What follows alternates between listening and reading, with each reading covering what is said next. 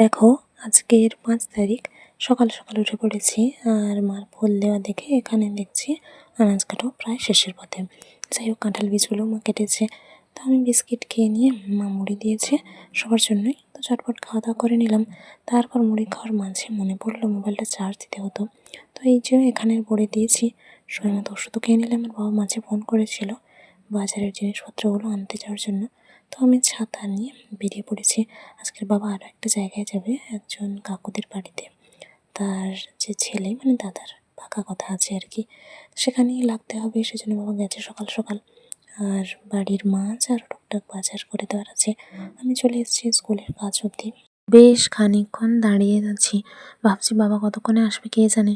যাই হোক, তারপর এরকম ছবি তুলতে তুলতে দাঁড়িয়ে থাকতে থাকতে মাঝে বাবা একবার ফোন করছে, জিজ্ঞেস করছিল আমি কোথায় আছি। তারপরে একটুক্ষণ দাঁড়িয়ে থাকার পরে দেখি বাবা এসে হাজির। তো আমাকে ব্যাগ দিয়ে গেল।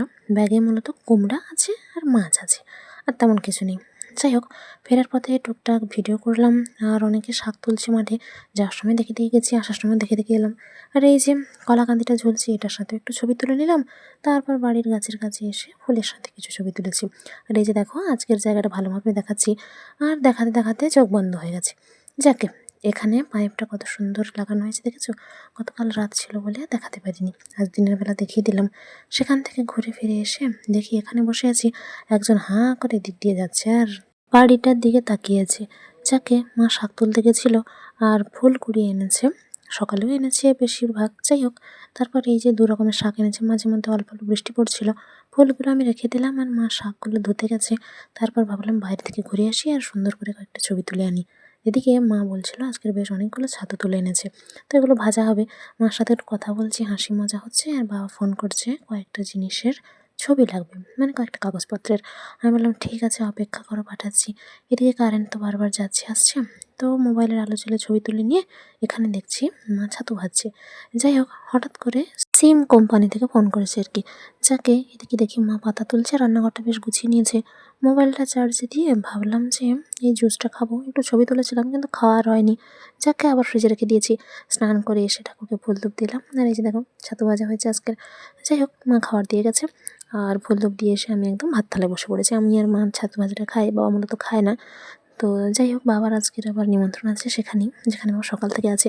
তো সেজন্য আমি আর মা দুজন খেয়ে নিয়েছি। আর বাবা সকালে যাওয়ার সময় ফুল দিয়েই গেছিলো। একটা ফ্যানই চালিয়েছি আজকের। এদিকে বিকেলবেলা মা সন্ধ্যা দেবে, আর আমি টুকটাক ভিডিও করছিলাম। আর এখানেই মোবাইলটা চার্জ দিতে হয়। যাকে, বাবার আজকের মুড়ি খায়নি, এমনি বিস্কিট আর চা খেয়েছে। বারান্দা থেকে পোশাক আশাক নামিয়ে নিয়ে এসে দেখে একজন ফোন করছিল। যাই হোক, দেখে দেখেই রেখে দিলাম। আজ আবার মায়ের জন্মদিন, কিন্তু সারাদিন কেটে গেলেও কিছু করা হয়নি। রাত্রিবেলা সেজন্য টুকটাক ছবি তুলছিলাম। মা বই পড়ে নিল, আমি ওষুধ খেয়ে নিয়েছি। হাতে কোথায় লেগেছে কে জানে, সেটাই দেখছিলাম। আজকের মেনু হচ্ছে এই যে যা দেখতে পাচ্ছ। কতটুকু দেখতে পাচ্ছ তো জানি না। তো এখানে দেখলাম চার্জ দিয়ে একবার হচ্ছে।